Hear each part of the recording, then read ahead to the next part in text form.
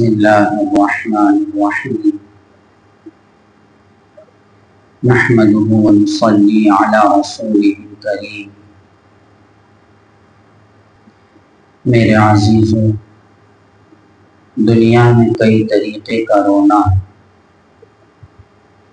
کوئی بیٹے کے غم میں روتا ہے، کوئی بیوی کے غم میں روتا ہے، کوئی ماں کے غم میں روتا ہے، کوئی مال کے غم میں روتا ہے، کوئی جنت کے غم میں روتا ہے، کوئی دوزخ کے خوف میں روتا ہے، اور اس کے علاوہ کئی طریقے ہیں جو رونے کے کہے جاتے ہیں۔ مگر میرے عزیزو، ان سب سے الگ جو رونا ہے وہ اللہ رب العزت کی محبت میں رونا ہے، اور اسی کو رونا بھی کہا گیا ہے۔ نہ بیٹے کے غم کا رونا ہو، نہ بیوی کے غم کا رونا ہو، نہ ماں باپ کی وفات کا رونا ہو، نہ جنت کے شوق کا رونا ہو، نہ دوزخ کے خوف کا رونا ہو۔ رونا اگر ہو تو صرف اور صرف اللہ رب العزت کی محبت کے لیے ہو، اللہ رب العزت کے عشق کے لیے ہو۔ یہی وہ رونا ہے کہ جس کا ایک آنسو اس محبوب حقیقی کے لیے نکل جائے، دنیا کے تمام سمندروں کا پانی ایک طرف رکھ دیا جائے، اور اس اللہ کے دیوانے کا وہ آنسو جو نہ جنت کے شوق سے ہے نہ دوزخ کے خوف سے ہے، بلکہ خالص اللہ رب العزت کی محبت میں ہے، اللہ رب العزت کی چاہت میں ہے، اس کا وہ آنسو دنیا کے تمام سمندروں پر بھاری ہے۔ سارے سمندر مل کر بھی اس ایک آنسو کا مقابلہ نہیں کر سکتے۔ یہی وہ چیز ہے جو انسان کو اعلیٰ درجے پر پہنچا دیتی ہے۔ ارے جنت کا رونا اعلیٰ درجے پر نہیں پہنچاتا، دوزخ کا رونا اعلیٰ درجے پر نہیں پہنچاتا۔ ہاں، اس محبوب حقیقی کے لیے رو لینا ہی وہ رونا ہے جو اعلیٰ مقام تک پہنچا دیتا ہے۔ اور اس محبوب حقیقی کے لیے بھی کئی قسم کا رونا ہے۔ ایک یہ کہ میں نے گناہ کیے، تجھ کو میں کیسے دکھلاؤں گا۔ ایک یہ کہ میں تیرا نام لیتا ہوں، تو مجھ کو جنت میں بھیج دینا، دوزخ سے بچا لینا۔ اور بھی کئی طریقے کا ہے جس کو رونا کہا گیا ہے۔ اور ایک رونا صرف وہی ہے کہ اے محبوب، بس تیری محبت کا دیوانہ ہوں، تیری ذات کا دیوانہ ہوں، بس تیرے لیے میری بے چینی اور بے قراری بڑھتی چلی جا رہی ہے۔ اس میں کوئی مقصد دنیا اور آخرت کا نہ ہو۔ جس رونے کا دنیا اور آخرت کا کچھ مقصد نہیں ہوگا، رونا تو بس وہی ہے، ورنہ بابیلا ہے، سارے رونے بابیلا میں شمار ہیں۔ رونا تو بس وہی ہے جو اس محبوب حقیقی کے لیے ہو، اور جو آنسو اللہ رب العزت کی ذات کے لیے نکلے وہی کمال درجے کو پہنچانے والا ہے۔ مگر دنیا میں بہت کم آنکھیں ایسی ہیں جو اپنے محبوب حقیقی کے لیے ہوتی ہیں۔ چند آنکھیں ایسی ہیں جو اپنے محبوب کے فراق میں روتی ہیں، اپنے محبوب کی تلاش میں روتی ہیں، اپنے محبوب کی محبت میں روتی ہیں، اپنے محبوب کی بے قراری میں روتی ہیں۔ اعلیٰ درجے کے انسان وہی ہیں جن کا سب کچھ اللہ رب العزت بن چکا۔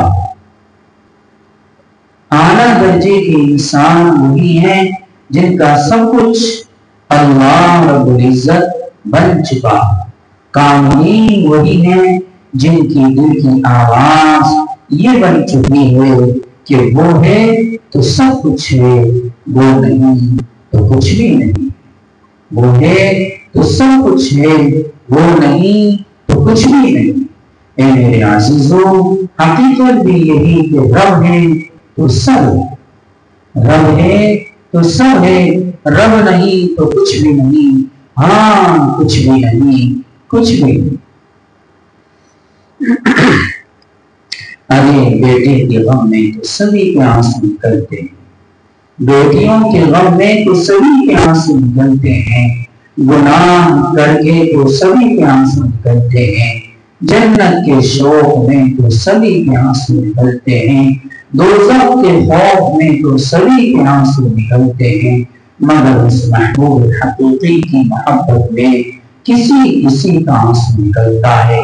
سچی آنکھ وہی ہے جس آنکھ سے اللہ رب العزت کی محبت کا آنسو نکلے۔ حضرات صحابہ کرام رضی اللہ تعالیٰ عنہم اجمعین جہاد میں سفر میں بیٹے کے انتقال کی خبر مل گئی، 2 رکعات نفل پڑھی اور آگے کو روانہ ہو گئے۔ نہ رونا نہ دھونا، یہی معاملہ حضرات کی ازواج حضرات صحابیات رضی اللہ تعالیٰ عنہم نہ کرتے۔ رونا دھونا اور والدہ نہیں تھا، اپنے بیٹوں کو، اپنے شوہروں کو اللہ کی راہ میں بھیج دینا ان کے لیے فخر اور ناز تھا۔ یہی مقام تھا کہ رسول اللہ صلی اللہ علیہ وسلم کی صحبت مبارکہ میں رہ کر وہ حضرات صحابہ کرام رضی اللہ عنہم اجمعین دنیا کی ہر غم کو بھول گئے تھے۔ وہ حضرات وحدہ لا شریک کی محبت میں، اس کے عشق میں بالکل ہی غرق ہو گئے تھے۔ آج ہی متعلقین میں سے ایک کا خط ملا، اس میں لکھا تھا بے چینی بڑھ رہی ہے، رونا دھونا زیادہ ہو رہا ہے، اللہ کا اشتیاق بڑھتا چلا جا رہا ہے، اور کچھ اپنے حالات لکھے تھے۔ میں نے ان کو یہی جواب دیا جو میں آپ سے کہہ رہا ہوں کہ کوئی بیٹے کے غم میں روتا ہے، کوئی بیوی کے غم میں روتا ہے، کوئی ماں باپ کے غم میں روتا ہے، کوئی مال و دولت کے غم میں روتا ہے، کوئی دنیا کے غم میں روتا ہے، کوئی آخرت کے غم میں روتا ہے۔ بہت کم آنکھیں ایسی ہیں جو اللہ رب العزت کے غم میں روتی ہیں۔ اگر تمہارا رونا اللہ رب العزت کی ذات کے لیے ہے تو یقیناً یاد رکھ لو تمہاری آنکھ کے اس آنسوں کی قیمت سمندر ادا نہیں کر سکتے۔ اس لیے اپنا رونا دھونا، اپنی سچی فکر رب کے لیے پیدا کرو۔ ہماری چاہت، ہماری منزل، ہمارا مقصود، ہمارا سب کچھ، ہاں سب اللہ عزت کی ذات ہونا چاہیے۔ دنیا اور دنیا کی ساری چیزیں مخلوق ہیں، آخرت اور آخرت کی ساری چیزیں مخلوق ہیں، بس اللہ عزت کی ذات ہے، وہی خالق ہے۔ اس لیے خالق ہی سے تعلق پیدا کرو، مخلوقوں سے اپنے دل کا تعلق نہ رکھو۔ جسمانی اعتبار سے جتنا کسی کے کام آ سکتے ہو، بیوی کے، ماں باپ کے، اولاد کے، دوستوں کے، اپنوں کے، غیروں کے، اتنا کام آتے رہو، مگر دل اپنے محبوب کے لیے ہی رکھو۔ اس دل میں کسی اور کو جگہ نہ دو، چاہے وہ حسن یوسف ہو یا مالک سکندر ہو، اور چاہے وہ دنیا کی کوئی بھی چیز کیوں نہ ہو، کسی بھی چیز کی دل میں جگہ نہ ہو، دل میں صرف اور صرف اللہ رب العزت کی ذات کے لیے جگہ ہو۔ اگر تمہاری آنکھ ایسی ہو گئی کہ محبوب حقیقی کی مضبوطی رہے۔ اگر تمہارا دل ایسا ہو گیا کہ اس محبوب حقیقی کی بے چین و بے قرار رہتا ہے تو زمین و آسمان مل کر بھی تمہاری قیمت ادا نہیں کر سکتے۔ یہی تمام انبیاء علیہ السلام کی توحید تھی، یہی تمام انبیاء علیہ السلام کا دل تھا، ایسی تمام انبیاء علیہ السلام کی آنکھیں تھی۔ تمام انبیاء علیہ السلام کی آنکھیں اپنے محبوب کی ہوتی تھی، اپنے محبوب کی ہوتی تھی۔ حضرت یحییٰ علیہ السلام کی زندگی اٹھا کرتے تھے، کتنے روتے تھے۔ تمام حضرات انبیاء علیہ السلام و تسلیمات کی سیرت و سوانح میں اٹھا کر دیکھی تھی، کس قدر اپنے اللہ کے لیے روتے تھے، کس قدر اپنے اللہ کے لیے روتے تھے۔ ان سب کے دلوں میں اللہ کے علاوہ کسی اور کے لیے جگہ نہ تھی، کسی نبی علیہ السلام کی کوئی اور چاہت نہ تھی، کوئی اور چاہت نہ تھی۔ یہ توحید انبیاء ہے، یہ توحید انبیاء علیہ السلام ہے۔ جس نے اس توحید انبیاء علیہ السلام کو پکڑ لیا وہی کامل میں شمار ہوتا ہے، نہیں تو دائیں بائیں چھوٹی موٹی بہت سی شاخیں نہ جانے کس شاخ پر پہنچ کر انسان قیام کر لیتا ہے، مگر جن کو توحید انبیاء مل جاتی ہے، مگر جن کو توحید انبیاء علیہ السلام مل جاتی ہے وہ ایمان کے اعلیٰ درجے کو پہنچ جاتے ہیں۔ جن کی چاہت اللہ رب العزت کی ذات ہوتی ہے، جن کا مقصد صرف محبوب حقیقی کی ذات ہوتی ہے، ان کی توحید انبیاء علیہ السلام ہوتی ہے اور وہ نبوت کے مقام سے ٹکرا جاتی ہے جس کو صرف کا مقام کرنا ہے۔ جہاں پر صرف ختم ہو جاتا ہے وہاں سے نبوت شروع ہوتی ہے، اور جہاں پر نبوت ختم ہو جاتی ہے وہاں سے محبوب کی محبوبیت شروع ہوتی ہے۔ اعلیٰ درجے کی محبوبیت انبیاء علیہ الصلوۃ والتسلیمات کی ہوتی اور ان میں بھی سب سے بڑھ کر جو محبوبیت ہے وہ ہمارے پیارے نبی اللہ کے حبیب حضرت محمد رسول اللہ صلی اللہ علیہ وسلم کی محبوبیت ہے۔ اس محبوبیت کے دائرے میں کون پہنچ سکتا ہے؟ کوئی نہیں پہنچ سکتا۔ انبیاء علیہ السلام کے دائرے میں کون پہنچ سکتا ہے؟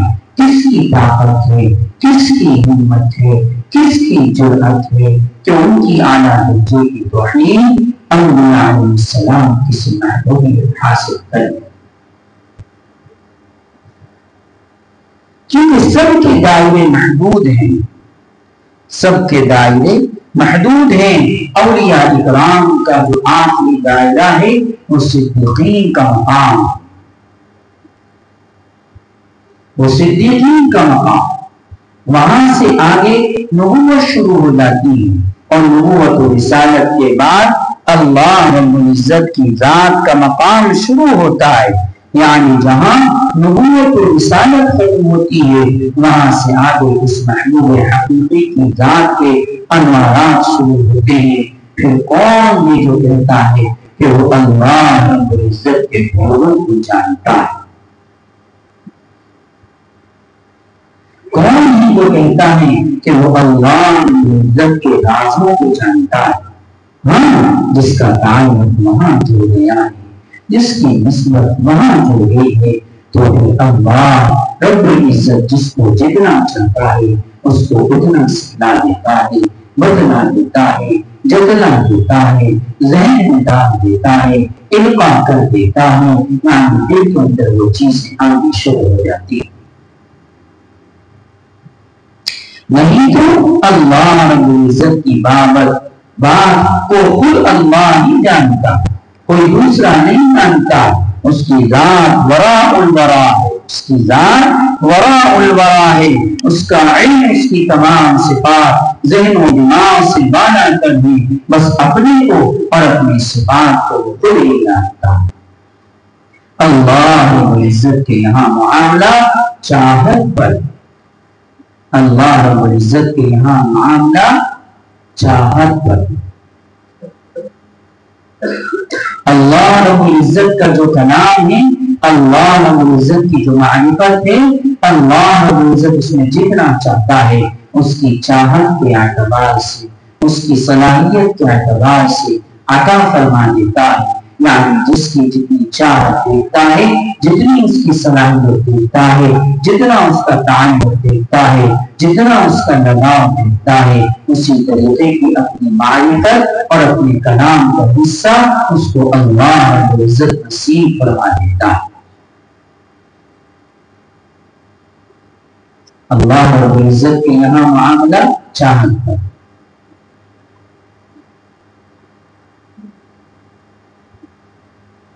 اللہ نے ہدایت دے بھی سکتے،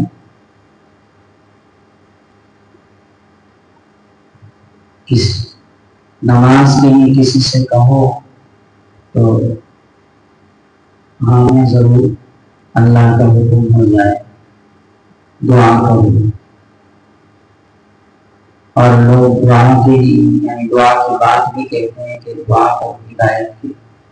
ارے بھائی اللہ نے ہدایت تو دی بھی اور حکم بھی کر دیا، بس مسئلہ چاہت پر ہے، معاملہ چاہت پر ہے۔ بس چاہت اگر نہیں ہے تو پھر نقصان خسارہ ہے، اور چاہت نہیں ہوئی جو ہدایت ہے وہ چلی گئی۔ اس لیے معاملہ چاہت پر ہے۔ نماز پڑھتے پڑھتے 30 سال ہو گئے اور اپنی نماز کو ٹھیک کرنے کی اور اچھی سے اچھی کرنے کی چاہت پیدا نہیں ہو رہی تو نماز ٹھیک نہیں ہوگی، وہ مقام وہ مرتبہ وہ انعام نہیں ملے گا۔ معاملہ چاہت پر، اسی لیے یہاں آنا، اس یہاں آنے میں جتنی چاہت بڑھے گی اتنی ترقی بڑھے گی، صرف آنے جانے سے بات نہیں بنے گی۔ معاملہ چاہت پر ہے کہ چاہت بڑھنی چاہیے، طلب بڑھنی چاہیے، اس سے جو ہے آگے کی طرف ہے۔ جب محبوب حقیقی کی سچی چاہت ہوتی ہے تو اللہ رب العزت اس چاہنے والے کو اپنا فہم، اپنی معرفت عطا کر دیتا ہے۔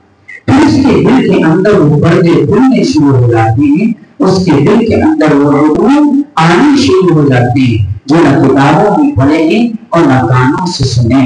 وہ علم اس کے اندر آنا شروع ہو جاتا ہے جس کو علم لدنی کہا گیا، جس کو الہام کہا گیا، اسی کو علفا بھی کہا گیا، کئی ناموں سے اس کو پکارا گیا۔ بس تم اپنا تعلق اپنے اللہ سے پیدا کرو، اپنی نسبت اللہ سے قائم کرو، سچی محبت اللہ سے پیدا کرو، پھر تمہارے اندر یہ پھول کھلنے لگے گا۔ علم لدنی کا یہ پودا تمہارے اندر نکلنے لگے گا، یہ علفا کا درخت تمہارے اندر جڑ پکڑنے لگے گا، یہ الہام کا چمن تمہارے اندر بھی نشوونما ہونے لگے گا، بشرطے کہ صحیح اور مضبوط تعلق اپنے اللہ سے جڑ جائے۔ دنیا میں نہ جانے کس کس نے کس کس سے محبت کرتی۔ اے عزیزو، کیا تم بھی ایسے ہی بنو گے؟ کیا تم بھی کسی سے محبت پیدا کرتے پھرو گے؟ نام تم نے محمدی رکھ لیا، کیا محمدی ہونے کے باوجود تم رسول اللہ صلی اللہ علیہ وسلم کو بدنام کرو گے؟ کیا محمدی ہونے کے باوجود تم کفر و شرک کے کام کرو گے؟ یاد رکھ لو، اس سے تمہارے نبی صلی اللہ علیہ وسلم کی شان میں دھبا لگے گا، تمہارے نبی صلی اللہ علیہ وسلم کو غم پہنچے گا، تمہارے نبی صلی اللہ علیہ وسلم غمگین ہوں گے۔ اے میرے عزیزو، جو میرے نبی صلی اللہ علیہ وسلم کو اللہ کی چاہت تھی وہی چاہت ہمیں ہونی چاہیے، وہ لگاؤ اللہ سے ہمیں ہونا چاہیے، وہی درد اللہ کا ہمیں ہونا چاہیے۔ نہ جانے کتنی راہیں ایسی ہیں جو بظاہر دین کی راہیں کہلاتی ہیں مگر بدعت ہیں، نہ جانے کتنی راہیں لوگوں نے ایسی نکالی ہیں جو دین کی راہیں بتلاتے ہیں مگر وہ شرک کی راہیں ہیں۔ افسوس کہ حقیقت توحید کو چھوڑ دیجیے۔ اے مسلمانوں، تم تو توحید کی راہ کو پکڑو۔ اگر تم اعلیٰ درجے کے ایمان والے بننا چاہتے ہو، اگر تم اعلیٰ درجے کے مقامات حاصل کرنا چاہتے ہو، اگر تم اپنے اللہ کا علم حاصل کرنا چاہتے ہو، تو تم کو توحید کا طرف مضبوطی سے پکڑنا پڑے گا۔ توحید انبیاء علیہ السلام اپنے اندر پیدا کرنی پڑے گی۔ توحید انبیاء علیہ السلام تمہارے اندر پیدا ہو گئی تو توحید کا اعلیٰ درجہ تم کو نصیب ہو جائے گا، ورنہ خوب یاد رکھو، شرک و بدعت سے چیزیں نصیب نہیں ہوتی ہیں، ریاکاری بناوٹ سے چیزیں پیدا نہیں ہوتی ہیں۔ نہ ریاکاری ہو، نہ بناوٹ ہو، نہ شرک ہو، نہ بدعت ہو، نہ اپنا کوئی مقصد ہو۔ ہاں، اپنا کوئی مقصد ہی نہ ہو، نہیں تو یہ بھی شرک بن کر جنم لے لے گا۔ اس میں اپنا کوئی مقصد ہی نہ ہو، مقصد اگر ہو تو اللہ کی ذات ہو، ہاں صرف اللہ کی ذات پاک ہو، کچھ اور مقصد ہرگز نہ ہو، صرف اللہ رب العزت کی ذات پاک ہو، کچھ اور مقصد ہرگز نہ ہو۔ پھر امید ہے تم ایمان کے اعلیٰ درجے کو پہنچ جاؤ گے، انشاءاللہ تعالی تم اپنے محبوب کو پہچاننے والے بن جاؤ۔ نہیں تو بہت سے لوگ بیچے ہوئے ہیں، شرک و بدعت کی راہوں کو کھول رکھا ہے اور خدا کی مخلوقوں کو گمراہ کر رہی ہے، خود بھی بھٹکے ہوئی ہے، لوگوں کو بھی بھٹکا رہی ہے۔ بس میں تو یہ بتا ہوں، اگر تم کو کامل بننا ہے، اگر تم کو اعلیٰ درجے کا ایمان حاصل کرنا ہے، اگر تم کو سچا مومن بننا ہے، تو تم کو ساری باتوں کو چھوڑنا پڑے گا، اپنے محبوب حقیقی دامن کو پکڑنا پڑے گا، توحید کا اعلیٰ درجہ تم کو حاصل کرنا پڑے گا۔ توحید کا اعلیٰ درجہ جب تک حاصل نہیں ہوگا، جب تک ایمان کامل اور حق الیقین پیدا نہیں ہوگا۔ ایمان کامل اور حق الیقین تبھی نصیب ہوگا جب اللہ رب العزت کے ساتھ ایسا تعلق ہو جائے کہ تمہاری اور کسی دوسرے کے درمیان کوئی مسئلہ ہی نہ رہے، اور یہ تبھی نصیب ہوگا جب کہیں اچھے لوگوں سے تعلق پیدا کیا جائے گا۔ چار چیزیں: فنا فی الشرع، فنا فی الرسول، فنا فی اللہ، پھر اس کے بعد بقا۔ بقا ہی اصل چیز۔ پچھلی کتابوں کے اندر بھی ان چیزوں پر کچھ لکھ دیا گیا اور بتلا دیا گیا کہ ہمیشہ انسان اپنی شیخ کا دیوانہ نہیں رہتا ہے، رسول اللہ صلی اللہ علیہ وسلم کا یہ دیوانہ نہیں ہوتا ہے۔ دیوانگی تو صرف اللہ عزت کی ذات کے لیے وقتی وقتی طور سے ساری سبقات ہوتی، انسان ان اسباب کو طے کر کے حالات سے گزرتا چلا جاتا ہے۔ حالات کوئی مقام نہیں ہے، مقام تو اللہ عزت کی ذات ہے۔ ہاں، یہ ضرور ہے کہ اللہ عزت کی ذات کا مقام اس کے نیک بندوں کے فیل بھی ملتا ہے، جیسے کہ اللہ کے نبی صلی اللہ علیہ وسلم کا پاک ارشاد ہے کہ تم اللہ سے ایسی دعا مانگو کہ اللہ اپنے نیک بندوں کی محبت نصیب فرما دے، جن کی محبت کی محبت کا ذریعہ بن جائے۔ یہ رسول اللہ صلی اللہ علیہ وسلم کی دعا ہے، اس دعا کا اہتمام کیا کرو، انشاءاللہ بڑا فائدہ ہو، کیونکہ اللہ کو دیکھا نہیں، پھر اللہ سے محبت کیسی؟ تو اس کا ذریعہ یہ ہے کہ جن اللہ والوں کو اللہ سے محبت ہے تو ان سے محبت پیدا کر لو، پھر انشاءاللہ امید ہے کہ تمہیں اللہ سے محبت کرنے والے بن جاؤ۔ اور یہ بھی یاد رکھو کہ دنیا میں جن لوگوں سے محبت ہوتی ہے انہیں کے ساتھ اس کا حشر ہونا ہے۔ اگر اہل اللہ سے اللہ کے عاشقوں سے تعلق پیدا کیا، ان سے محبت پیدا کی اور انتقال ہو گیا، تو یہ حشر کے میدان میں انہیں حضرات کو سب میں کھڑے کیے جائیں۔ ایک انسان علم حاصل کرتا کرتا امتحان کر رہا ہے، ابھی اپنے امتحان علوم کو نہیں پہنچا تھا تو قبر سے حافظ قاری عالم بعمل ہو کر اٹھے گا۔ ایک انسان نے اللہ کی راہ میں اپنا قدم رکھا کہ اپنے رب کا عشق حاصل کرو، اپنے رب سے تعلق پیدا کرو، اس لیے اللہ والوں سے جڑ گئے۔ تو اپنی منزل کو پہنچے نہ پہنچے اس کو اس کا ثواب مل کر رہے گا، اور قیامت میں ان کی صف میں کھڑا کر دیا جائے گا۔ اس لیے اپنی اچھی صحبتوں کو گندی صحبتوں سے بچو، بری عادتوں سے بچو۔ جو اللہ کے عاشق و دیوانے ہیں ان سے اپنا تعلق رکھو، ان سے اپنا ربط ضبط رکھو اور اپنے رب کی طرف بڑھنے کی کوشش کرو۔ تمام شرک و بدعات کو اپنے اندر سے نکال کر پھینک دو۔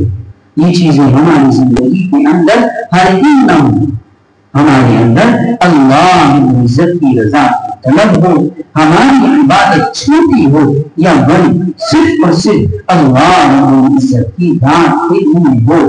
کوئی ہمارے اندر ریاکاری نہ ہو، بناوٹ نہ ہو، شرک نہ ہو، بدعت نہ ہو۔ اسی طرح اللہ رب العزت کا ڈر اس کی ذات کے لیے رونا دھونا نصیب ہو جائے گا انشاءاللہ تعالی۔